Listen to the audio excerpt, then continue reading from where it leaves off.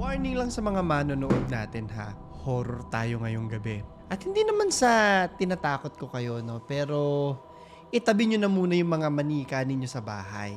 Tatanungin ko kayo kung naniniwala ba kayo dun sa mga sinasapian daw ng mga demonyo yung manika. Titigan ninyo ng dahan-dahan, papalapit ng papalapit sa mga mata, ang larawan nitong si Peggy the Doll. Posible nga kaya na ang isang manika ay magkaroon ng kakaiba at masamang epekto sa mga taong titingin sa mga mata nito? Personal man or virtual? Sa totoo lang, sobrang na-curious din po ako sa kwentong to. Pero sabi ng mga taong nakasaksi na at naka-experience, totoong maaari daw magkaroon ng negatibong epekto ang simpleng pagtingin lang sa mga mata ng manikang bida sa kwento natin ngayong gabi, si Peggy the Haunted Doll. Ito kasi yun ha. Ayon sa mga kwento, yung mga taong nagtangka daw na tumingin sa mga mata ni Peggy, nagkaroon daw ng mga hindi mapaliwanag na bagay kagaya ng sumasakit yung ulo nila, naninikip yung dibdib nila, nahihilo sila, sumasama yung pakiramdam, at ang isa sa mga pinakamalala ay marami daw sa kanila yung biglang inatake sa puso. Dahil lang no, sa pagtingin sa mata ni Peggy, ay parang sinumpa sila nito. Yan ay sinasabi kong warning sa inyo ha. So kung ayaw nyo manood, kung naniniwala kayo sa ganyan, umalis na muna kayo. Ihandaan nyo ang inyong mga sarili ha. At siguro pumikit na lang muna yung iba sa inyo. Kung ayaw nyo talagang matitigan yung mata niya. Pag-uusapan natin ngayon, yung manikang ito. Sa mundo ng mga kwentong kababalaghan, maraming bagay yung hindi po talaga natin mapaliwanag. Yung mga anino sa dilim, yung mga bulong-bulungan kapag matahimik, at mga bagay na parang may mga sariling buhay kahit wala naman talaga. Paano nga lang kung yung manika ang may dala raw na hindi pangkaraniwang presensya? Kung titignan po natin, ito si Peggy. Normal na manika lang naman siya kung titignan mo. Inosente, di ba? No, bata, baby, yun naman usually pag manika, di ba? Naaalagaan mo. Vintage na siya, maikli at may bob cut yung kanyang buhok, at meron siyang magagandang asul na mata na parang mahihypnotize ka daw, no? Pag tinignan mo. Sabi nila, nasa likod ng inosenteng itsurang ito ay nandun na nga yung presensya na binabanggit ko sa inyo kanina. Marami yung naniniwala, no, na isa talaga sa mga pinakakinatatakutang manika itong si Peggy. Pero saan ba siya galing, no? At saan nagsimula itong mga kwentuhang to? The Haunting. So taong 2014 po, nang mag-post ng pictures at videos ng manika na si Peggy ang paranormal investigator na si Jane Harris sa Facebook. Kinabukasan, laking gulat niya daw nang makatanggap siya ng lagpas sa 80 mensahe, 80. Mula sa iba't ibang mga tao na nagsasabing si Peggy raw ang dahilan kung bakit sila biglang naharap sa iba't ibang sakit, problema, at kamalasan. Isang medium din daw ang tumawag sa kanya at nagsabing si Peggy ay napapalooban ng isang kaluluwang hindi matahimik, bigo at puno ng galit. Nagulantang po si Jane sa dami ng kumakausap sa kanya dahil kay Peggy lang, no? Nagulat siya kasi karamihan ng mga nagre-reach out sa kanya hindi naman daw napalapit, no, or nandikit kay Peggy physically. Pero ayon sa mga ito, yung simpleng pagtingin lang daw nila sa larawan na pinost niya sa Facebook yung naging dahilan ng mga negatibong naranasan ng mga ito. Karamihan sa mga naka-view ng larawan ang nagsabi sa kanya na bigla raw nanikip yung dibdib nila, nahilo sila, nanakit yung tiyan nila. Yung iba nagkabangungot pa nga daw. May mga nakikita raw silang mga anino kung saan-saan. Yung iba naman daw, meron nga silang naririnig ng mga bulong-bulong habang tinitignan yung larawan nitong manika. Hindi ko alam kung totoo to ha, O baka kwentong gawa niya lang din, 'di ba? Pero meron pa nga daw na inatake sa puso matapos tignan ng mga mata ng manika. Dahil dito ay mabilis kumalat ang pangalan ni Peggy sa buong mundo. Sa panahon ngayon kung kailan napakabilis ng mag-viral ng iba't ibang mga kwento po through the internet, hindi nakakapagtakang kakalat talaga yung mga ganitong klase ng kwento. Kung nung 90s nga po, noon sa TV, radyo at saka mga marites-marites lang, kumakalat na po yung iba't ibang mga kwento, paano pa ngayon sa panahon ng digital kung saan hindi mo na kailangan mag-isang hakbang man lang, no, para makausap ng mga tao. Even just a simple story can be blown out of proportion as soon as it gets viral through the internet and social media. Hindi ko po sinasabi na hindi ako naniniwala. Sa totoo lang, kinikilabutan din po ako habang nire-research namin ang kwentong to. Pero sabi nga nila, to see is to believe. At alam niyo naman na hindi talaga ako mapaniwala sa supernatural. Pero, that's not saying na hindi tayo naniniwala sa experiences ng ibang tao. For all I know, I might be wrong. At meron talaga mga nanonood sa atin na hindi natin alam. Di ba? So kung kayo yung tatanungin ko, kakayanin nyo bang titigan yung mata nitong manika na to? Ngayong alam nyo yung posibilidad na ito raw yung nangyayari sa kanila. Eto na. Aalamin na natin.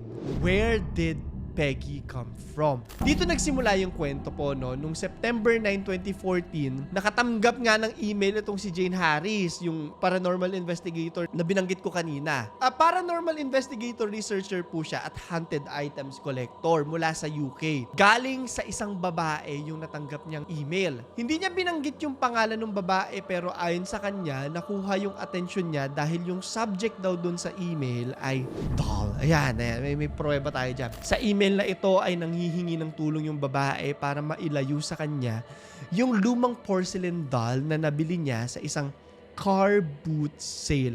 Or yun parang bazaar kung saan nagbebenta ng lumang gamit yung mga tao sa likod ng mga sasakyan nila. Ayon sa babae, nagsimula ang lahat nang mapansin niyang may kakaibang nangyayari daw sa loob ng bahay nila tuwing gabi. Meron silang naririnig ng mga yabag o mga kaluskos. May mga ilaw daw na kusa rin na namamatay at bumubukas. At yung pinaka nakakatakot daw, palaging nakatitig si Peggy sa iisang direksyon. Yun yung dal na kalakip ng email. Kahit pailipat-lipat daw siya ng pwesto, nagiging isang direksyon daw yung tinititigan nito. Sabi pa nito, mababaliw na raw siya, no? Kaya naman sinubukan niyang humingi ng tulong mula sa dalawang pare. Pero miski yung mga pare daw, hindi kayang i-exorcise si Peggy. Sinubukan niya itong ilipat sa iba't ibang kwarto para palayo sa kanya, pero paulit-ulit at palala pa rin ng palala yung mga kakaibang pangyayaring nararanasan nila. Sinubukan niyang tiisin pero hindi na niya kinaya na bigla na lamang siyang dapuan ng misteryosong sakit at mataas na lagnat po, no, kasabay ng mga nakakapangilabot na bangungot at hallucinations. So baka merong pinagdadaanan rin yung kanyang mental health. Baka, hindi ako doktor, no, pero alam na natin yung mga ganyang kwento. Hindi pa rin siya makatulog dahil sa takot na bumabalot sa kanya sa tuwing pumipikit siya. Dahil daw hindi na niya kinakaya yung stress at pagkabahala na dulot ng takot, kasabay pa nung physical strain na dala nung iba't ibang sakit na nararanasan niya. Napagdesisyonan nung babaeng nag-email na lumapit kay Jane Harris at humingi ng tulong dito. Sabi pa nung babae, nung makarecover siya, kahit papano, wala na daw siyang ibang option na nakita kung hindi i-dispatch siya yung manika dahil kumbinsido siya na si Peggy ang nasa sentro ng lahat ng mga kakaiba at nakakapangilabot na nararanasan niya. Matapos mapakinggan yung hinaing ng babae, pumayag si Jane Harris na tanggapin si Peggy at imbestigahan kung totoo nga ba yung sumbong ng nauna na nagmamay-ari dito. Napunta naman sa pangangalaga niya si Peggy pero 4 na araw lang daw mula nung kunin niya to, agad rin niyang naranasan yung galit at mga pagpaparamdam mula dun sa nasabing manika. Sabi pa ni Jane, it was a bit of a mystery illness. I just felt completely drained and completely fatigued. It got to the point after about 2 weeks where I actually couldn't get out of bed. Siguro kung kagaya ko na hindi naman direktang nakaranas ng mga na-experience po niya, mapapaisip at magdududa ka na baka naman nagkataon lang, no? Kasi usually mga binibigay sa atin, no, or yung mga kinukwento sa atin, na-absorb din kasi natin yan eh. Or baka naman timing lang at talagang nagkasakit lang din talaga siya na baka humina lang yung immune system niya. Kaya yung sibling nagnat, dumating ng 2 linggo, imbis na 1 araw lang. Honestly speaking, unless we really get to experience things like this, no, magiging skeptical ka talaga. Ako skeptic talaga ako sa ganitong mga bagay. Pero ang nagpatibay ng paniniwala ni Jane na si Peggy nga ang dahilan ng naging sakit niya ay ang agaran niyang pag-recover matapos kunin ng isa pang paranormal expert si Peggy at mailayo sa kanya. So meron pa. Coincidence nga ba o paranormal talaga? Kayo na lang bahala magsabi sa akin, ha? So ito yung susunod ko pong tanong. Ano ba kasi meron dyan kay Peggy? Bakit kaya parang magnet siya ng mga ganitong klaseng kwento? Possession nga ba? O mga walang basehang akusasyon lang, no? Or kwento-kwentuhan? The mystery. So matapos nga pong i-post ni Jane Harris yung mga pictures at videos ni Peggy, ang dami nga nagsabi sa kanya, no, na may mga naramdaman sila dahil sa manikang to, no? Pero yung ibang kumausap sa kanya, mga mediums at paranormal experts na kagaya rin po niya. Ayon sa mga experts na nakausap ni Jane mula mismo sa kanyang social media group na Haunted Dolls, si Peggy daw ay possessed o nasasapian ng kaluluwa ng isang babaeng ipinanganak noong mid-1940s na namatay dahil sa isang respiratory illness, gaya ng mga asthma, ganyan. Siya rin daw ay Jewish at maaaring may kaugnayan o biktima ng Holocaust dahil sa mga visions na nakikita ng mga paranormal experts daw na tumingin sa kanya. Sinasabi ng ilan na ang babae raw ay nakaranas ng matinding trauma at depression bago siya namatay, na siyang dahilan naman kung bakit yung galit at lungkot niya raw ay nanatili doon sa loob ng manika. Bukod pa dito, ayaw rin daw ni Peggy sa mga clowns at kaya nitong pasukin o maapektuhan yung panaginip ng mga tao. Kung ano yung proof nila dyan, hindi ko na po alam. Sabi pa niya, we have been told she can affect people's dreams. So parang si Freddy Krueger. Isang beses nga daw, binisita ni Peggy sa panaginip ang isang matandang babae para bigyan ito ng babala patungkol sa pusa nito. Kinaumagahan, nalaman ng matanda na may sakit yung pusa niya and sadly, namatay yung pusa sa kaparehong araw. Hindi ko alam kung coincidence lang yan, no? Sabi ni Jane, nakikinig naman daw si Peggy sa mga pakiusap niya na huwag pahirapan yung mga estrangherong titingin o mapapalapit dito. Very responsive din daw ito, kaya naman alam niya kung nakikinig ito sa kanya o hindi. So, tignan niyo po itong video na to, no? Sa video na yan, sobra yung takot ni Jojo Wright dahil gamit yung isang aparato, tila ba nagagawa nila makipag-communicate kay Peggy at makarinig ng mga sagot mula dito. Sa totoo lang, napakahirap i-gauge kung totoo ba or staged lang. Pero kung sakaling totoo man, syempre manlalamig ka po, no? Kung ikaw yung mismo na dyan, nakakausap mo talaga. Nakakatakot po yan. So, babalik po tayo sa kwento, no? Nung in-interview ng Daily Mail si Jane Harris, sinabi rin nito na tila ba ayaw ni Peggy na iniimbestigahan at kinukwento siya sa iba. Isang beses daw nang subukan niyang kausapin si Peggy ay naging responsive ito. Pero parang ayaw ni Peggy na malaman ng ibang tao yung mga usapan nila dahil nang ipapublicize na niya ito, bigla na lang daw nawala yung notebook niya. Siguro doon niya sinulat yung kwento ng buhay ni Peggy. Sabi naman ng isa pang medium na nagngangalang si Lindy, parang nagalit daw yung manika nang magpakalat ng impormasyon sa Facebook tungkol sa kanya. So, private na doon si Peggy. Kinailangan daw nilang humingi ng tawad sa manika para lang mapakalma ito. Sabi pa niya, my dog started barking and my face became very hot and flushed. I felt like I wasn't alone. I ended up apologizing to Peggy as I felt maybe she disapproved of us chatting about her and my symptoms stopped. Hindi lang yan yung mga kwentong kumalat patungkol kay Peggy, napakarami pa po. At dahil nga sa takot ng mga tao sa kanya, kung makikita nyo yung ibang post ng pictures niya sa internet, lahat sila nagsasabing hello Peggy at goodbye Peggy, na tila ba nagpapaalam doon sa pagsilip dito. The Museum. Isa sa maraming nagka-interest kay Peggy matapos ang pagkalat ng mga kwento ay si Zach Bagans, isang US-based paranormal investigator. Kinumbinsi ni Zach si Jane na ibigay sa kanya si Peggy. Pumayag naman si Jane kaya mula UK, nilipad siya papunta ng Las Vegas para ma-feature at ma-display sa Zach Bagans Haunted Museum.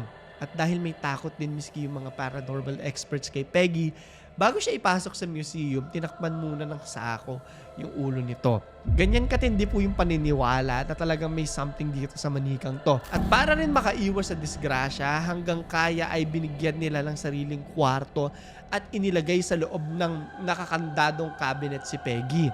Bago rin mabisita ang manika, nire-require ng waiver ang management ni Zach Bagans dahil ayon sa kanya, kahit na nung una ay may duda din siya sa katotohanan sa mga paratang kay Peggy, na wala ang lahat ng pagdududang ito matapos nilang isama ang naturang manika sa mini-series na Deadly Possessions, kung saan po iba't ibang mga kakaibang pangyayari ang na-experience nila habang kinukuhanan si Peggy. Sabi mismo ni Zach, si Peggy ay nagdulot ng napakaraming nakakakilabot na pangyayari habang nagfi-film sila. Gaya na lang doon ng biglang pagdami ng mga langaw, mga camera problems, negative mental effects na siya mismo ang nakaramdam, at maging mga poltergeist activity o mga pagpaparamdam sa mga gamit sa bahay, ganun. Sabi nga niya, Peggy is the type of haunted doll that will put your bravery to the test if you will look at her or not.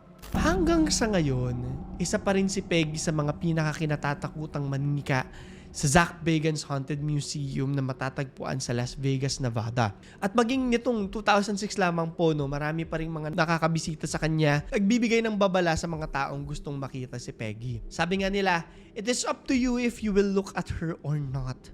At kung tititig ka, ay huwag mong tagalan, diba? Dahil baka titigan ka rin niya. At ikaw ang di makatagal. Kaya naman para sa ating question of the day, mag-like, share, subscribe at notification bell po muna tayo, no?